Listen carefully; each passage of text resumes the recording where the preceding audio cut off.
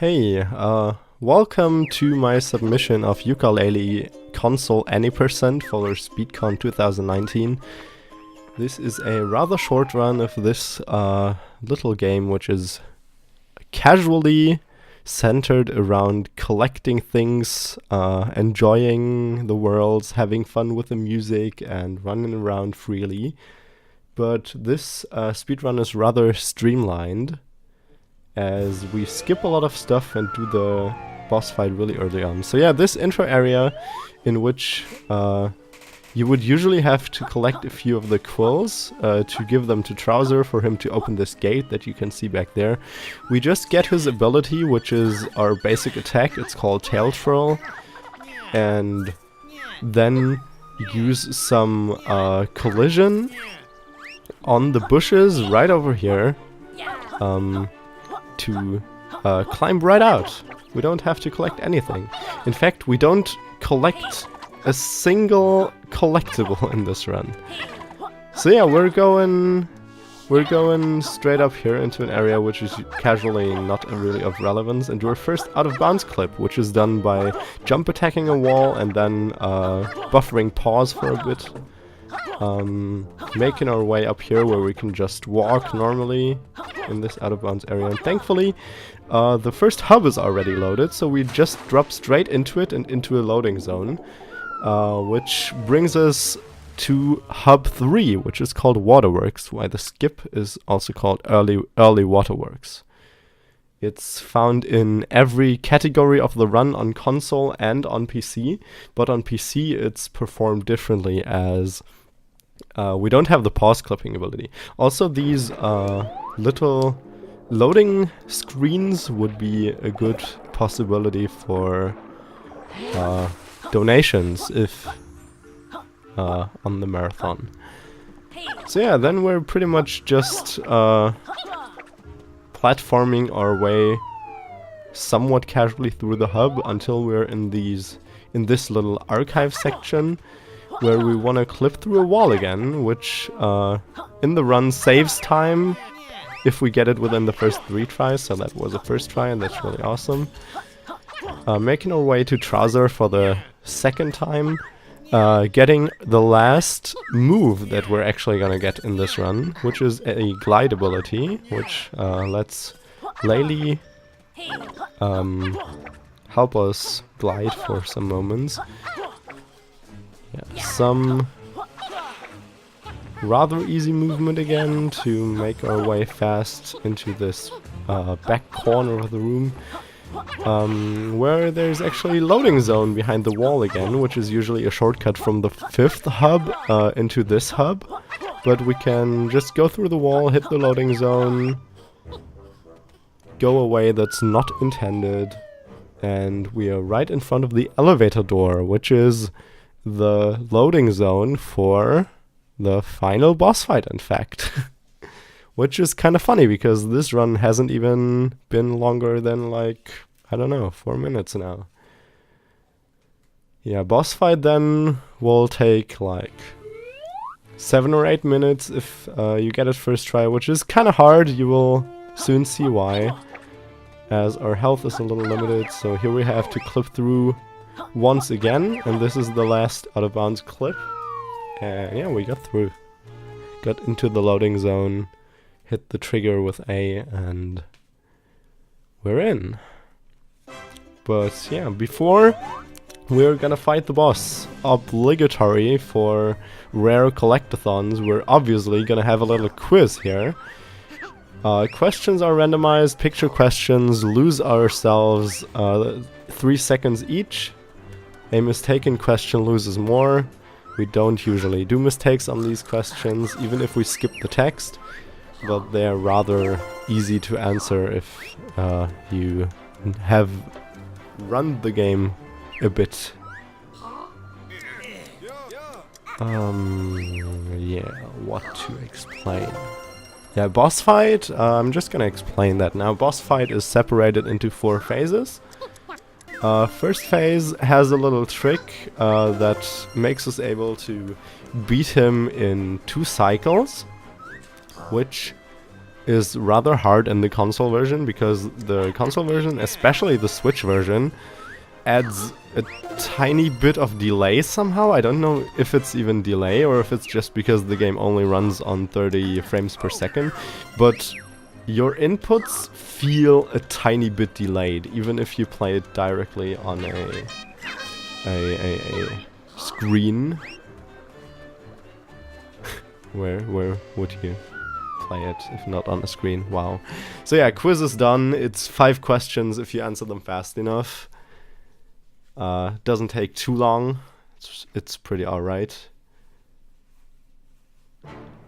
And yeah, after this little cutscene, which we can skip, we'll just go straight to this second elevator thingy and enter the final boss fight. So yeah, we're basically avoiding those bees. He throws a beehive at us, and we're trying to avoid them by jumping away from them as fast as possible and not making too big angles, so they actually go away. We usually should use an ability on that, but hey, it works this way, so we don't need any abilities. So yeah, then we attack him right in his crotch, which is the only viable way of hitting a giant corporate bee.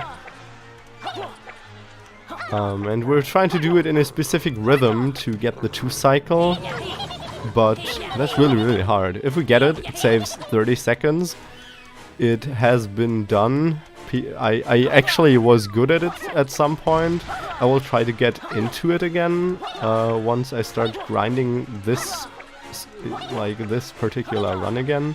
Currently I was doing a lot of PC, but yeah, I've showcased some PC stuff already on marathons, so I wasn't sure if I'd have a chance to get something of that in again, even though the any% PC speedrun has changed quite a bit with a new trick that was found kind of recently. But yeah, we're entering phase 2 here, where you would usually pick up a little ability from freeze flowers, which would let you shoot little ice balls, but instead we're just gonna attack him with our basic attack 15 times. This is the most fun part of the run. It definitely gives some room for, I don't know, stupid memeing, donations, I don't know, pretty much anything, questions from the chat. The rest is rather tense and rather,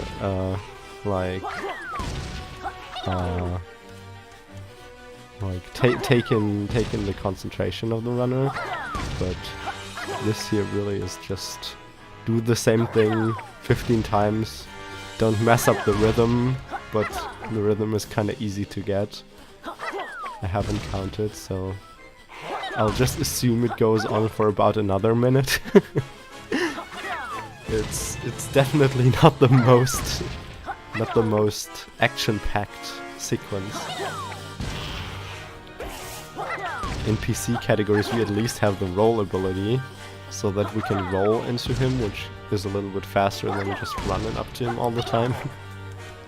And we don't have to wait for that one thrown beehive.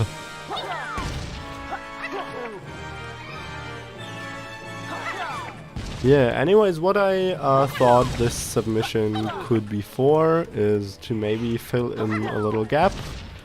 Also, I have submitted another kind of more memey ukulele run, which could be an incentive for this, but I guess I'll just write that in the text as well, so never mind. So we finished phase 2, we're entering phase 3. I think we lost 1 health by now, so we're up with 5 health points. We later need to sacrifice 2 of them in the following phase, because we have to there's a theoretical possibility not to lose them, but damage boosting probably is faster, and it's also way more convenient because the other thing might lose the run if you don't get it perfectly. So we're just gonna take the damage boost. Even though the last phase of the boss fight is actually where there's a lot of action again, and there's a rather high chance to take damage in it, but yeah, I'm kinda good at that by now. but you can never be too safe. I definitely set a high estimate for a run on an event, just to have the chance of dying once to the boss, just because it can happen. So yeah, that was sub-phase 2. In sub-phase 2 and 4 of phase 3, we're getting chased by those bees, and that's where I'm taking the damage hit to get rid of the bees and be able to attack him. Now in phase 3, sub-phase 3, he starts adding those little bombs, which had produce little shockwaves. We can dodge them pretty easily and just attack his crotch again, like we're supposed to. He's making the ring a little bit smaller, just like any other boss in any other game used to do back in the platformer days. Now in this particular phase, the game struggles a little with keeping up with the particles, which is why it looks super bad, but that's actually normal. It's not my recording. This is how the game was sold. And yeah, now we enter phase 4, or more conveniently called missile phase. We're gonna redirect missiles right into our final boss, Capital B, which is also the best name of a final boss, obviously, because it has so many puns just in his name. Him being a corporate boss, and it's written with a capital B. Okay, I'm explaining the joke. I'm doing a bad joke. I'm doing a bad job. So we're redirecting the third missile into him, and then the action begins, because then he's starting to fly around in circles, and this is really where it's getting crazy. We're basically trying to redirect the missiles and jump onto them. There I did a little mistake, but I'm still getting the hit using an old strat of ours. But usually we wanna kinda trick the missiles into not following us anymore by doing a pretty quick angle, like a pretty like jumping around them basically, for them to lose track of us, and then jump onto them and try to redirect them into capital B. Oh, there I'm getting another hit in the old school way again. This is also a possible backup that's more safe, in fact, because like more health safe, because jumping onto the rockets, you can lose health rather easily. So there I'm having 1 health point left with 2 hits to get. So there I'm doing it right, redirecting it into capital B. And 1 more hit. The last hit is actually possible to get with just jump attacking into him, but this way it's easier, I'd say, because the other one is harder. Time! And right here it's done. Actually, if we die when we kill capital B, there's a possible chance of getting a little mistake in this cutscene here by having the protagonists standing there twice. Because they're kind of there because they died, and then because the cutscene is there, but yeah. Anyways, I hope you enjoyed this and consider it for the marathon. I'd really like to show it or end my little meme category off, and yeah, see you all in Potsdam.